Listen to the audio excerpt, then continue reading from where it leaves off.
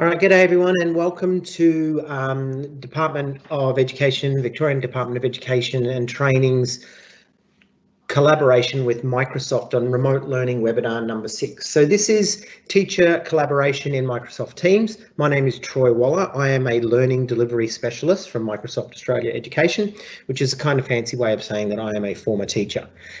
Draw your attention to the fact that this is webinar number 6. And we have tried to deliver these webinars in a sequential order that they kind of build on each other. So if you haven't seen any of our other webinars, I do suggest that you pop back to our webinar repository, which is where we're keeping everything, and I'll share that link with you a little bit later of where you can actually go back and access all those.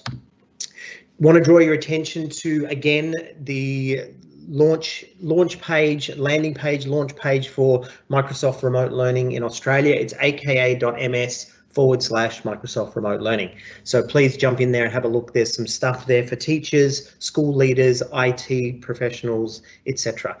So I think you'll find it's really quite a good website. So again, jump in and have a look. All right, so let's have a look at our agenda. So I'm going to take you back to the Microsoft Educator community, as I always do, because this is your online portal for teacher learning. And then I'm going to share with you about creating your school team. We're going to look at channels, posts, files, tabs, and apps.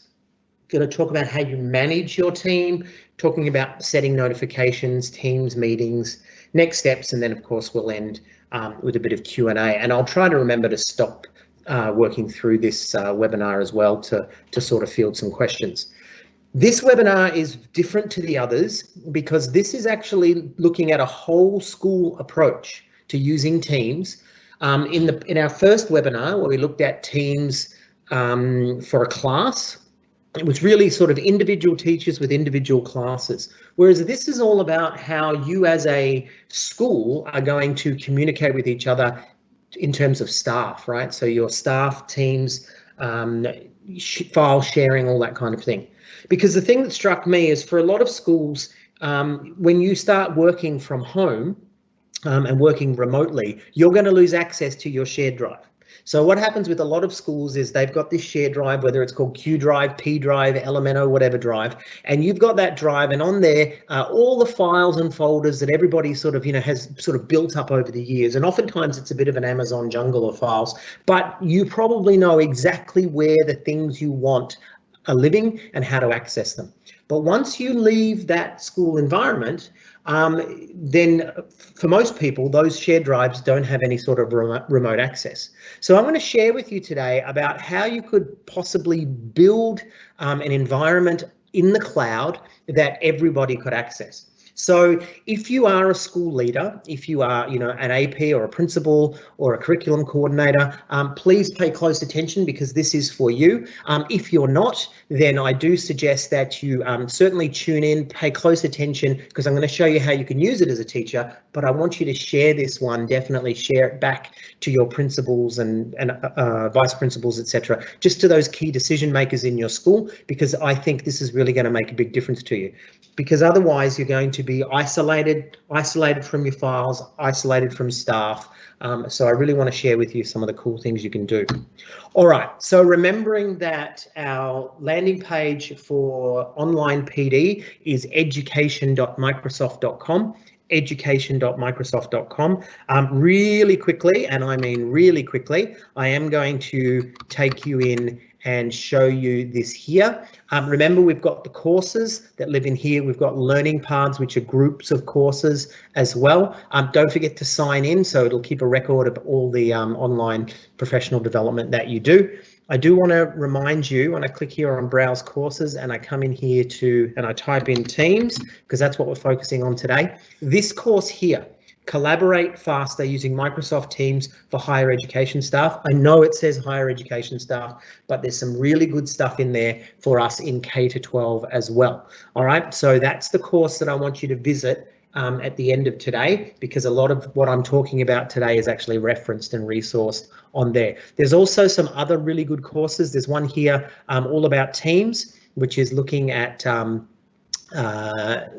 teachers working together in teams, and then this Teams course here as well. So if you're just going to do one course, then I really want you to jump into this one here, all right, because that's really what we're focusing on today. All right, let's keep moving. So remembering that office.com is where we're going to start from. So it's www.office.com, and then we're going to click on Teams, which lives over here. You can use the Teams app if you've already downloaded the Teams app, that's fine. We'll talk about that a little bit later. Now, signing into office.com, remembering for those of you that are outside of the Department of Education in Victoria, you can just use your email address and your password. For those of us that are inside the Department of Education, it's your TO number at education.vic.gov.au, and that's how we access the department's central Office 365 environment.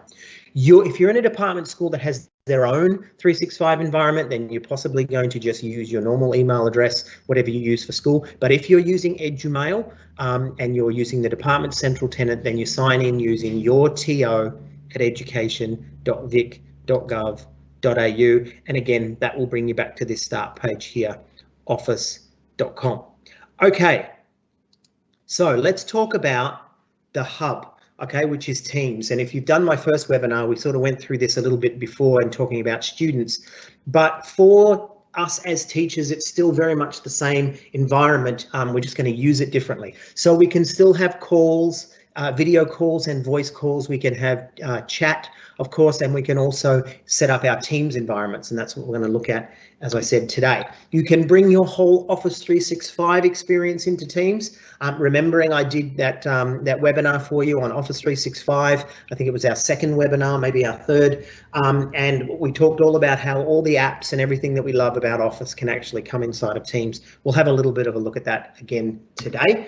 And then the third-party apps as well. Remember, we can bring those apps that we love, whether it's Kahoot or YouTube or other things as well, Wakelet and Flipgrid, even Wikipedia has a dedicated app. And then, of course, there's the assignments features, right? So that's when we're working directly with students. Now, I'm just going to try and get rid of this because that's flashing away. All right, there we go. So what I'm going to do is, again, because I make these slides available to you, I think it's really important that I make this slide available to you so you can access it. I'm not so much going to talk to it now as much as I'm going to take you in and I'm going to show you the inside of Teams, because I want you to get an understanding of the anatomy and how it all works and where everything sits. All right, so I'm just going to jump into Teams. So if I was in Office 365, I could click on my Teams icon and I could launch. I could also, as I said, be using the Teams app, but in this case, I'm going to bring us all in to my Teams environment. So this is a primary school environment that we've created. We called it Murray Street. And you can see here we've got a staff team, we've also got a leadership team, and then we've got all the class teams, right? And now they could be renamed whatever you want them to be, but in this case, that's how we've set them up. So when I come into my Teams environment, you can see here I've got an activity tab, and my activity tab is going to actually show me all the notifications, right, that are coming through to me. Now, this is a demo environment, so I don't have any, but those of you that are in Facebook, you'll know exactly what I mean. It's just basically your notifications tab. I've got chat for private chat. I can click on Teams there, and that's how I see all my teams or my individual teams. We've got the assignments feature, which you can look at our first webinar and also our assessment webinar if you want to find out about that. The calendar is for integration with Exchange Online. Those of you that are in the the Victorian Department of Education, you're not going to see that calendar app because your email is still on premises up at Treasury Place. It's not online yet, but for the rest of us, you'll see that calendar app. And then, of course, we've got our calls and also our ability to see our own OneDrive files. All right, so that's what lives in there. Now, let's keep moving along with that. I want to talk about the different ways that we can experience Teams across devices. So the first thing I want to point out is the desktop app. So if you're on a PC, you're running Windows or Linux, or you're on a Mac, you have a dedicated app that you can download. And when you open up the Teams app, there's ways to download that. Also, we have dedicated tablet apps, whether that's an Android tablet you're using, or whether that's an iPad, an iOS, and the same goes for the phones as well. So we have dedicated apps. So that means that you can have video calls, voice calls on your phones, and you can also access a lot of the other Teams features through your phones, which is great, especially when you're on the move, out doing your exercise. The other one is the browser. Okay, so you can actually access the Teams app through the browser, whether you're using Microsoft Edge, whether you're using Chrome, Safari, or even Firefox, you can access it. And there's how we download the Teams app if that's what you want to get. It's aka.ms/get Teams, but you can also access it through the web app. Now let's think about creating our school team. So there are two types of teams that are perfect for college faculty and staff, the staff team and the anyone. Microsoft Teams can support up to 5,000 members in each team, all right? Everything is possible within Teams. So you can communicate effectively through conversations, chats, online meetings, calls, and web conferencing. You can work collaboratively in a OneNote notebook, Office 365 apps like Word, Excel, and PowerPoint, and other files and apps. And also you can customize your workspace with Microsoft third-party apps as needed, which is what we talked about before. Now you can see here that there's two kinds of teams that I have highlighted. There's the class team that we use when we're working with students, but over here we've got the staff team and the other or anyone team, right? So it's important to note that a staff members team should only be created if you'd like a staff notebook with private sections. So that's this one here. So that creates a staff notebook, which is similar to a class notebook. This one over here doesn't, right? But what I would recommend probably for your staff team is you're actually going to use the other kinds of team there, all right? So most often staff collaboration is better done in that other team because it provides a more flexible notebook for school staff. So collaboration is an excellent way that Microsoft Teams can save your school staff time and effort. And with Teams, everything needed for all the academic departments in a school to work together is all there in the one environment. So remember, when you start to create your team, you're actually going to create, I would suggest that you actually create an other team, even though staff team looks like the ones that you'd actually want to create. All right, let's keep moving. So talking about teams and talking about structure and purpose. Our suggestion to you is the first thing that you want to create as a school is an all staff team. All right, so this provides a central place for all staff to communicate and collaborate.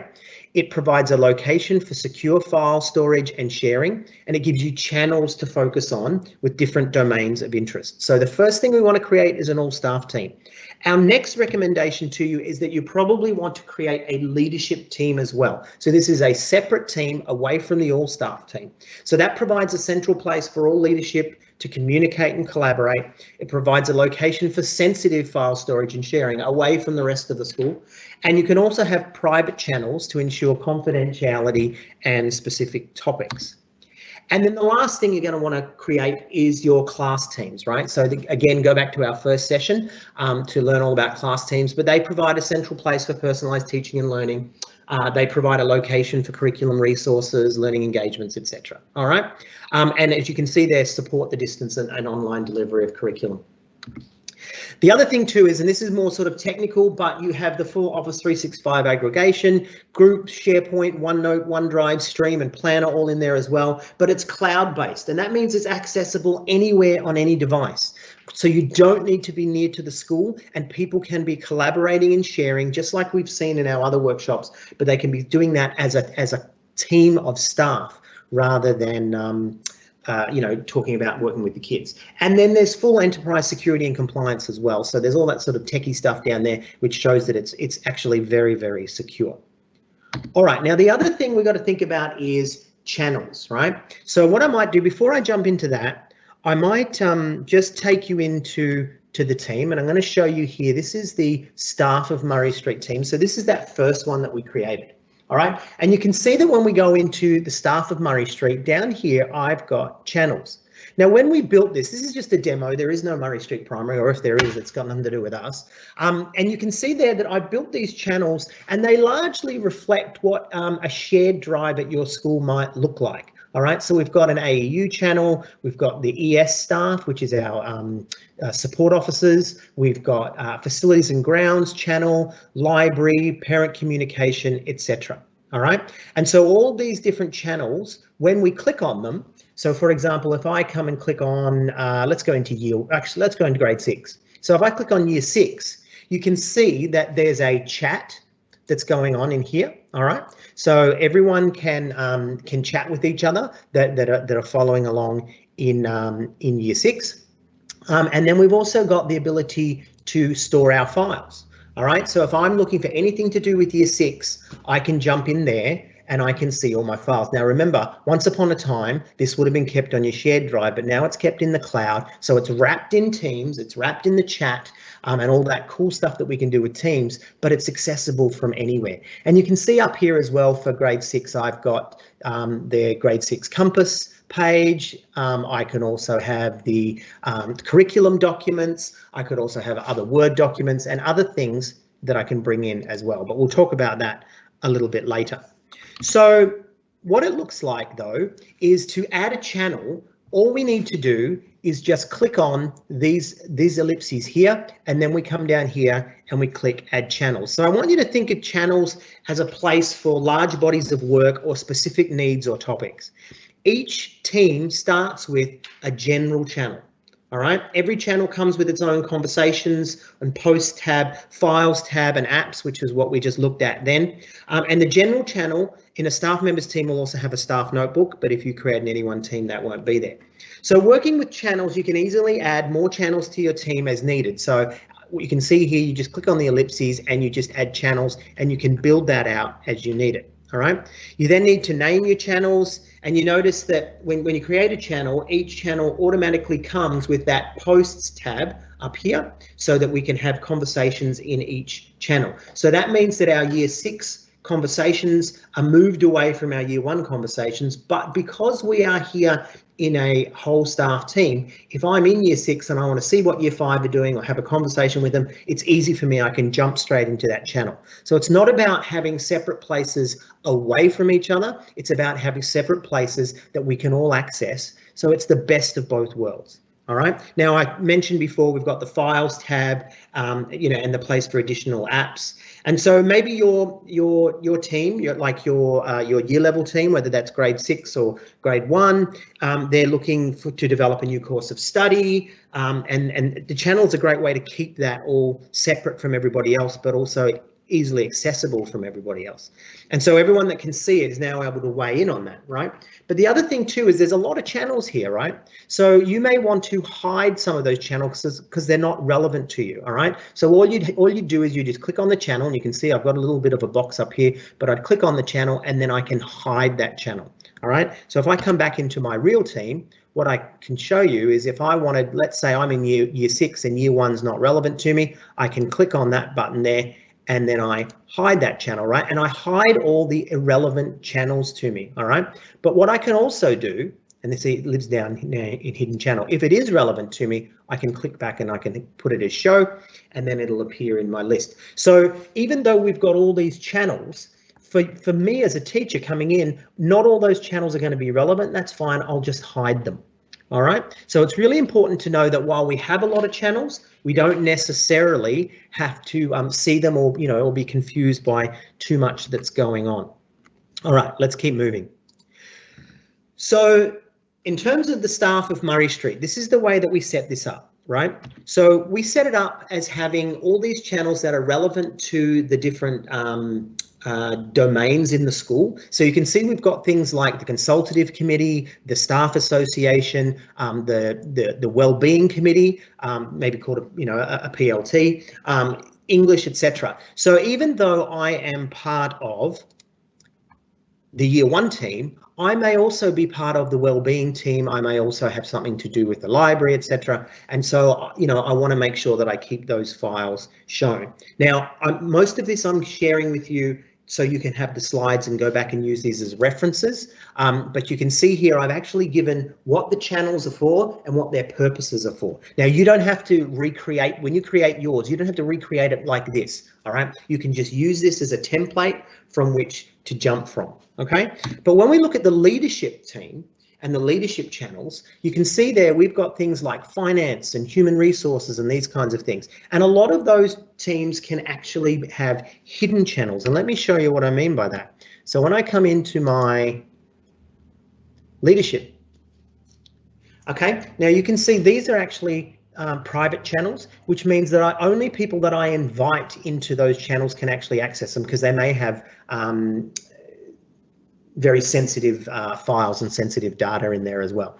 So however you want to set that up is cool. Now, if I was looking at this as a principal, and Victoria Principal is our principal, you can see that when she follows the all staff team, she doesn't follow all the channels. She only follows the channels that are relevant to her. So she's not she's not overwhelmed by 17 channels. She's actually just seeing the 10 or whatever that she's actually following. And then when she's in the leadership, she's following all of them because she's overseeing the leadership of the teams of the school. And of course, she's not got classes herself. So this is what it looks like for her when she opens up Teams. So you see down here, there's 11 hidden channels. She can still access those if she wants to, but she's just going to be more following the channels that are relevant to her. All right, let's talk about the posts, right? So when we're inside Teams, we have the ability to actually chat and talk to one another inside those channels that are relevant to us. So here we are in year 6. So the post tab in the Teams appears in the general channel, but as well as any other additional channels that you create. All members can view and add to conversations in the general channel, and in other channels, they can use what's called @mention to invite specific staff to participate in a conversation. So what I mean by that is if I come back into this channel here, if I wanted to draw someone's attention, let's go back into the whole staff team. And let's say that I wanted to draw someone's attention to something that's going on in parent communication, but I know that that person may not be following that channel there. So what I can do is I can @mention them, and then I start to type the person's name. So this is Art Garfunkel. He's our art teacher. And when I click on that, he's now going to actually get a notification up here when I say to him, Art Garfunkel, I could say, Art, have you got your resources ready? Okay, spelled it wrong, but anyway, so Art will now get a notification up here. Now I might want to draw the entire channel's attention, right? So everybody that's showing that channel, I want them all to see that. So I @mention, and then I start to type the word channel, and as I do, the channel that I'm in will actually highlight. Now everybody will get a notification. But if I want to draw the entire team, if I want to draw their attention, I can @mention team, staff of Murray Street Primary. Now everybody that's a member will get a notification whether they're following that channel or not. All right, so if any member wants to begin a conversation in any channel, as long as it's not private channel, then they can do so. All right, so what that's going to do is that's going to stop us from sending so many emails, right? Instead of just hitting that sort of DL whole school, we can actually go and @mention up here in the general channel, and people can be having their conversations, right? So you don't have to worry about whether all the necessary parties were included, and you just start a conversation, and then people that are following that channel, hopefully they're the ones that are interested in what's going on in that channel. Well, then they're going to get they're going to see it and they're going to be notified. All right, so that's how we use the posts. Now in terms of files, which is our next little tab across, we see the files area here. All right, so what I'm going to do for you, I'm going to show you. I'm going to come up here into grade 6 again, or down here into grade 6. I'm going to come into files, and you can see that what's happened here for this grade 16, they've actually built some root directories there. So if you want to know about student wellbeing, go in there. If you want to know about assessment and reporting and the curriculum and all that kind of thing, you can set this up however you want. All right, but what's really cool about this is This is where you just need someone to grab all those Year 6 documents, all those Year 6 folders, and cut and paste them into Teams. And you can do that via SharePoint, makes it quite easy, and bring your entire shared drive into the cloud. And by bringing it into the cloud, that means now it's accessible to everybody from home, no matter where they are. All right, now the other thing is when I'm inside here, I can easily create new folders, but I can also create Word documents, Excel documents, PowerPoints, etc., all from inside here, and it's going to use those browser apps inside Teams. I can also add my cloud storage. Now that means I can bring in existing SharePoints that I maybe have in another part of the in the cloud. I can bring those in, but I can also bring in things like Dropbox and Google Drive and those things as well. So if your school has already gone down the Google path, you can actually bring that into Teams as well. You don't need to have an either or. And the other thing to remember too is the ability to collaborate. All right, so when I open up a new document, for example, like if I was opening up a new Word document, and why don't I do that now? Let's call it Today Test, and then I'm going to open that up. And you can see what happens is right inside Teams, that document can be collaborated on. We could be seeing what each other are doing in real time. So, you know, we'll have those little flags and people working across their documents at the same time inside the cloud. So no more emailing documents to each other. Everything lives in our space. Now look what happens when I come back into my shared drive space. There's my document. So of course I could have opened any of these folders and created it in there, or I could even move it now. All right, so in this case, I'm actually going to delete that one, but it's really easy to do, okay? It's just like you would do on your shared drive, except it's in the cloud and we can all collaborate. Now, in terms of those apps that I showed you that you can bring those apps in, okay? So you can bring in your Microsoft apps as tabs across the top, and you can also bring in your third-party apps. Now, let me take you and show you in here. So when I click on this, so I'm in my Year 6, I can bring in, as I showed you before, my Compass start page. I can bring in curriculum documents. Anything that's a website can actually live as a tab across the top. But I can bring in, you know, Microsoft Forms and OneNote and SharePoint. Please go back and have a look at our earlier webinar. But you can also see a whole heap of third-party apps as well that you can bring in. And what they do is they create these little tabs across the top, and there's nothing permanent about these. I can just click on it. I can open that up like that. Okay, you can see there's somebody working on a document, and this document might be important. Even though we could find it in files, we'd have to hunt through, but because we're using it all the time, we just pin it as a tab. And I'm actually going to rename that one because Word isn't so great. I'm going to call it Term for Week 6. And we know that that's our curriculum document that lives inside. Oh, excuse me.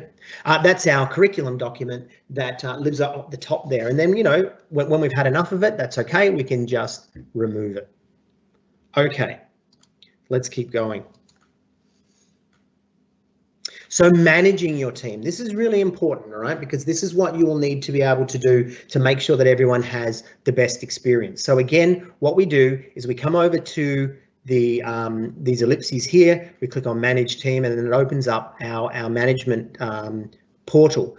But the team owners, that is if you are an owner of a team, not just a member, you have control over the members' permissions. All right, so member permissions are easy to change or amend at any time by checking or unchecking these boxes next to each permission. I'm going to take you in and share that with you in a moment. The owner has the ability to make these changes to benefit a smooth running of the team. To change permissions from the default setting, you click the ellipses over here, which is next to the team name, and you click on Manage Team. And then, as I said, any of those boxes can be checked or unchecked to allow or restrict members from doing these things that we've got in there. In the general channel, the owner can allow or restrict anyone from posting messages, etc. So let's go in and just have a little look at what that looks like. So I just click on these ellipses, and then I want to manage the team. Now remember, only the owners can manage the team. First thing I can do is I can manage the members. All right, so I can change these guys from owners down to members, or from members up to owners, which means that they have more access. Has anyone made a request to join the team at this time? At this time, no, but if they did, that's where they would be. I can also manage my channels, all right? So do I want to rename my channels? Do I want to add channels? Do I want to make sure that these channels are showing for everybody? Okay, but of course they get the option, as we said before, to hide them, but I might say these channels are important. I might click a couple of these. The other thing, I'll come back to settings in a moment, we have analytics. There's some very basic analytics in here that you can actually see what people are doing across the team, and you can measure how well your team is being used. And then of course we've got the ability to access those apps as well. Over here in settings, this is what I wanted to share with you before. I have the ability to set the team picture, which we already have. I can set the member permissions. Now, as a team owner, do I want people to be able to create and update channels? Maybe not. I don't want this to just become, crazy that everyone's creating channels all the time. So I can switch that off so that members can't do so. Do I want them to be able to delete channels, etc., etc.? All right. So you can check and uncheck those according to what you want to do.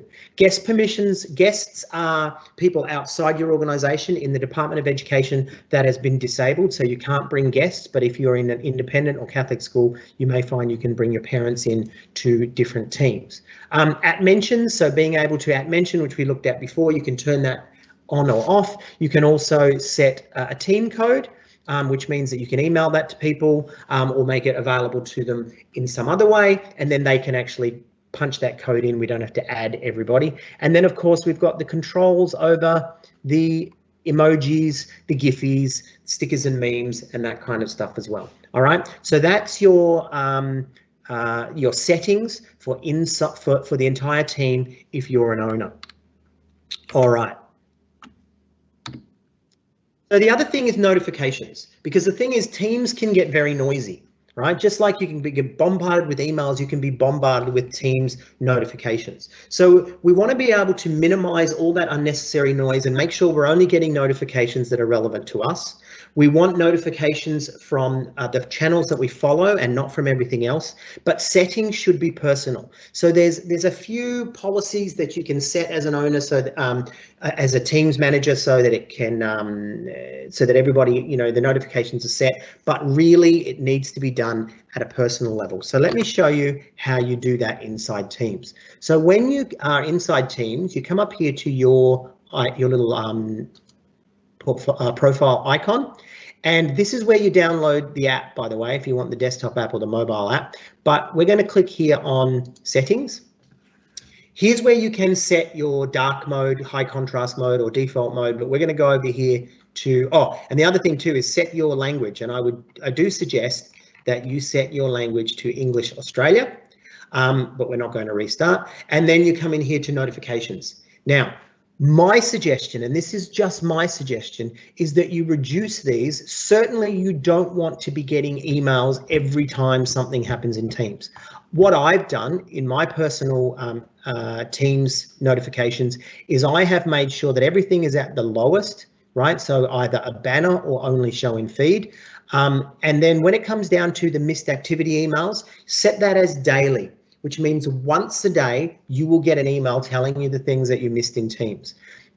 Trust me, you don't want to be getting it as soon as possible, because every time someone does something in Teams, you'll get an email. Once every 10 minutes, once every hour, too much. My suggestion to you is you set it down to daily, right? Now, remembering though, when you follow a team, then you're going to get when you follow a channel, you're going to get announcements. That is when you show a channel. When you hide a channel, then you will remove those notifications, all right? But you can also set channel notifications just specifically for each channel, all right? So again, it's about you getting in and working out how you're going to use this and what works for you. Okay, so that's notifications. Now remember, this is a video that you can access later, and you can come back and use this as a reference, but I'm going to give you some other references that you can use.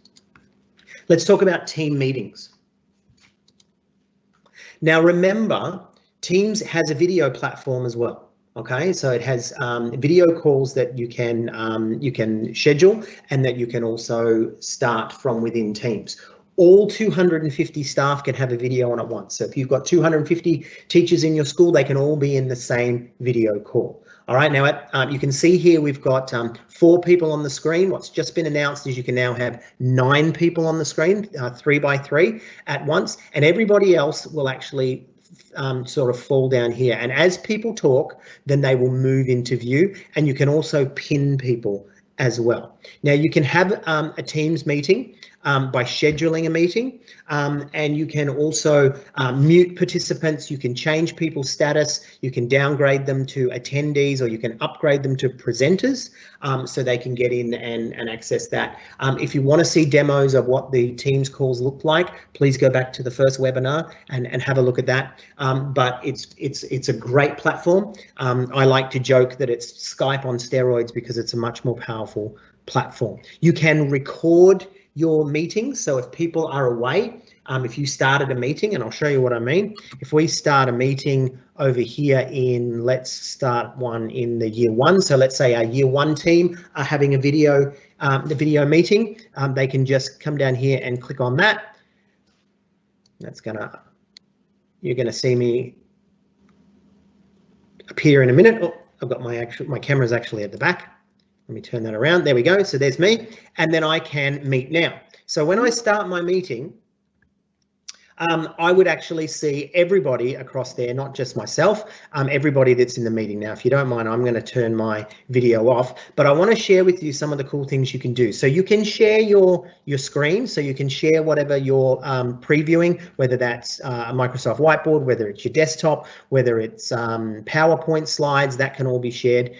You can also change the status of the people inside your call, which is what I said you could do before. But I want to share with you how you can show your device settings. Showing your device settings is cool because it lets you just make sure that you're coming through the right speakers, your microphone's working, all that kind of stuff.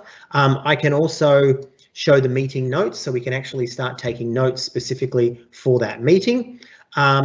The meeting details, if it's been scheduled somewhere, would be in there as well.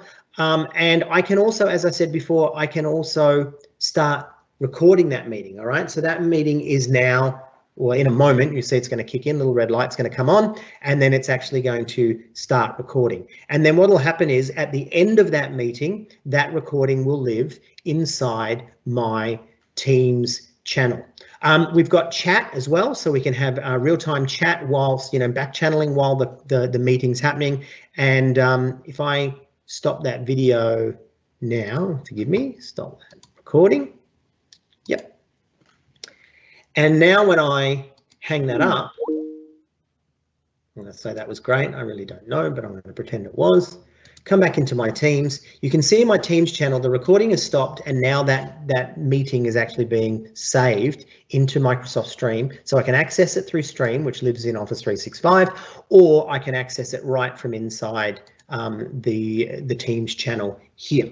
Okay, so moving on, tell you a little bit more about the way it integrates with Stream. As we saw, it automatically uploads to the channel. There's automated closed captions as well. So when you're inside a video chat, you can have real-time captions happening during the call. So if you've got a lot of noise happening around you, you can actually have the captions running, but at the end, it will also create captions inside the stream recording. There's a searchable transcript as well. You can have 500,000 videos in Stream, and each video can be up to 50 gigabyte, which is pretty amazing. The other thing I want to stress to you is that because Teams runs across your devices, you can be in meetings on your phone, on your iPad, etc. All right, so you're not just locked in to the you're not just locked into your PC or your Mac. All right, so what I'm going to do now is I'm actually going to stop there because I know I've done a lot of talking, and I just want to see if there's been any questions that have been thrown our way. Anna, anything about what we've talked about so far? Yeah, I've actually been getting a lot of questions about how to mute students while they are in a meeting, and yeah, sure. Also this one is okay. Well, let's do that one first, Anna, and then we'll come back to the other one. So when you are inside a meeting, let me just start another meeting. If you've already started the meeting and you want to mute students, It's a little bit difficult for me to show you here, but I'll share the link for where you can find out where that is. That your students will actually be listed here. If I click on the little show or hide participants button, my students will actually be down here if they were in the call. And then I click on the ellipses, and what happens when I click on the ellipses is it will actually give me the option to mute students and also to reduce the students to attendees. And now when they're attendees, they can't mute anybody else. They can't kick other people out of the call. But if you are outside of the department space and you can see your calendar app, when a calendar tab, when you schedule a meeting, okay, so let's pretend I'm going to schedule this meeting now. Okay, I'm going to call that today's meeting, and I schedule that meeting now and I save. It appears here, and then what I want to do is when I click on that, oh, forgive me.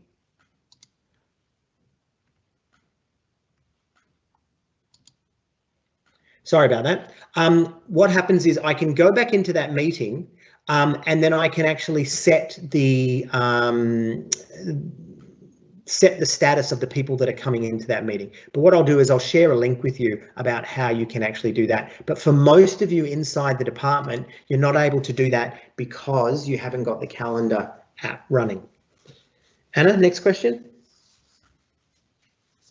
Yes, next would be, how do we add an existing folder from the whole school SharePoint to Teams channel? Sure, good question. So what you would do is you would decide where that's going to be, okay, which channel it's going to live in, come into Files, and then you will add cloud storage, all right? So when you add cloud storage, you can add a SharePoint site, right? So you just grab the SharePoint link and put it in. Now, the thing you've got to be careful of is making sure that your SharePoint site lives in the cloud, because if it lives on premise at the school, then you won't be able to access it because you're not on the school grounds, right? Unless you've got remote access. So as long as you've got something that you can access, then you can bring it into Teams just like that. So again, what you do is you just, inside the file section, add cloud storage, and then add your SharePoint.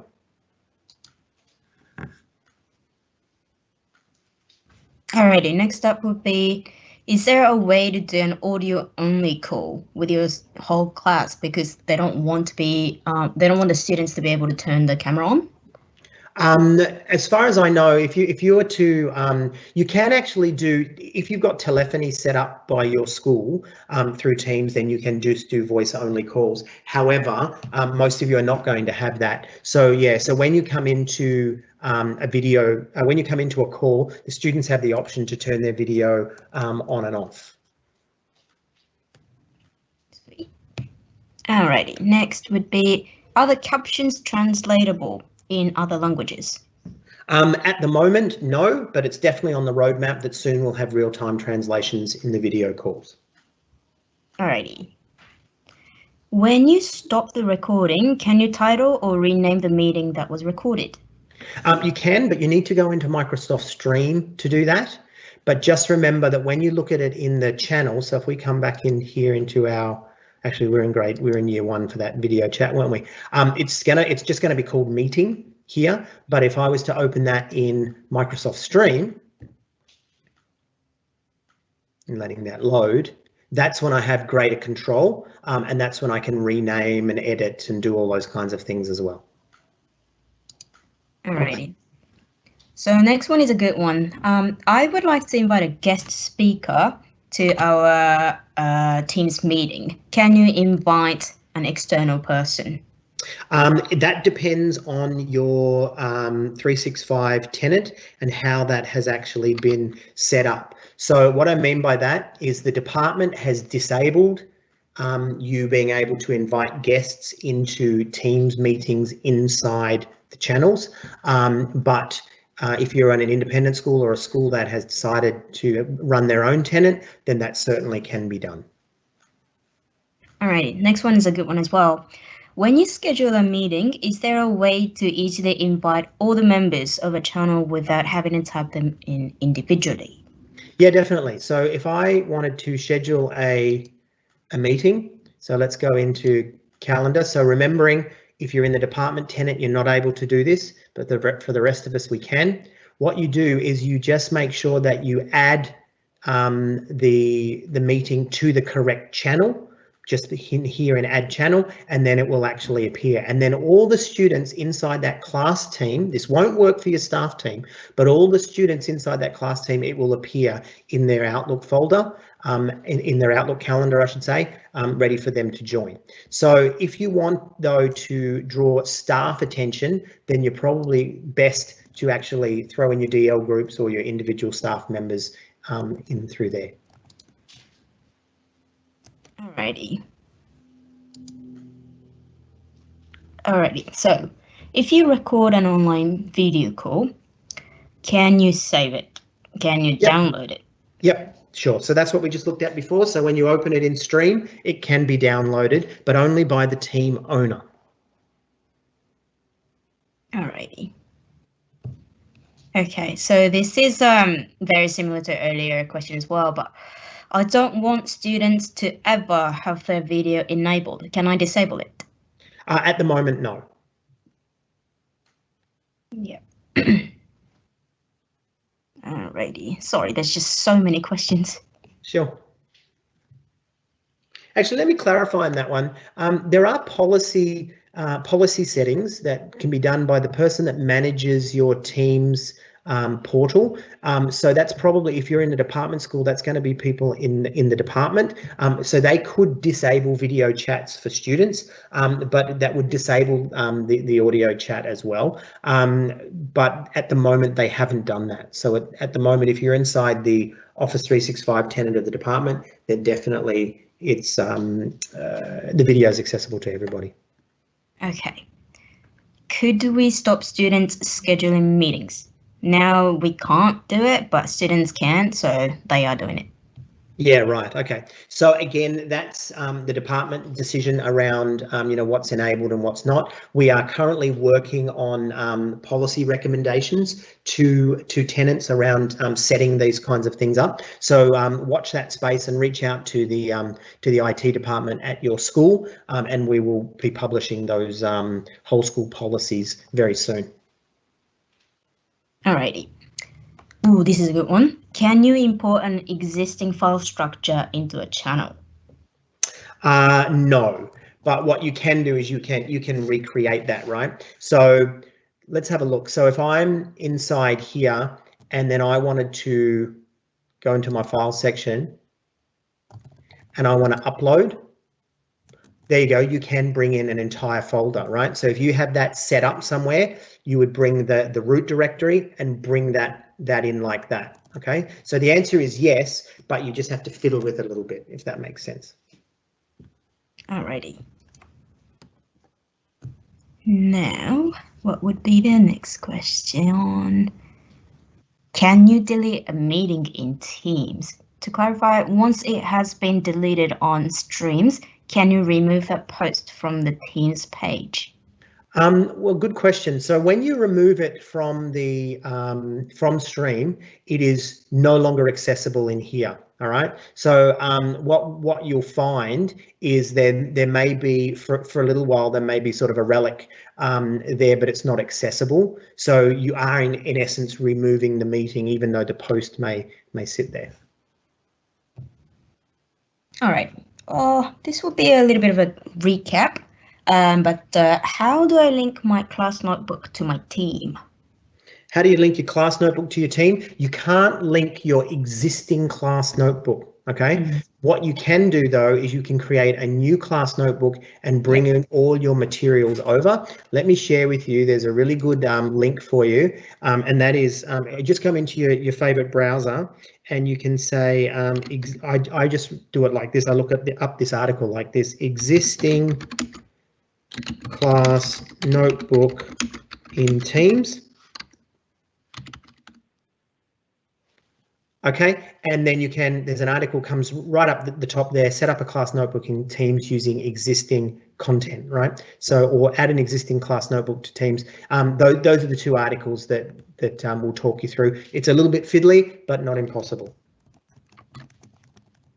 All right, so I think what we're going to do there, Anna, is we're going to actually call it. I'm just going to take everyone through the next steps, and then we'll say goodbye. So education.microsoft.com, that is your professional development portal. There's some great courses around Teams and great courses around setting up your school team. Remember, it calls itself the Higher Education faculty course, but that's definitely got a lot of good stuff in there for you. The other thing too is this website here, support.office.com/teams. This is your Microsoft Teams help and learning. So things like people asking questions about, you know, meetings and calls, about teams and channels, etc. This is definitely the page to go and find all that sort of information out. Remembering to Microsoft Remote Learning, aka.ms Microsoft Remote Learning. Our webinars continue at aka.ms/Vic events, and also support documents for educators are found at support.microsoft.com/education. If you want today's slides and recordings, very soon I will dump today's slides and the video into a folder and you can access it, but you can also access our past webinars at aka.ms/DET webinars. All right, so write that one down, aka.ms/DET webinars. You can also subscribe to our email newsletter at aka.ms/MEC newsletter.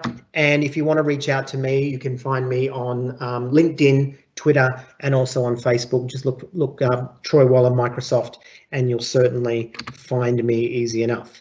So on that note, we're going to say goodbye for the day. I know that Anna's got to be in her next webinar working hard, and I'm going to take off too. So thank you very much for being a part of this. Remember, share it out to your school leaders. Give them this as a solution for collaboration online while we're all working from home. Thanks, everyone. Goodbye.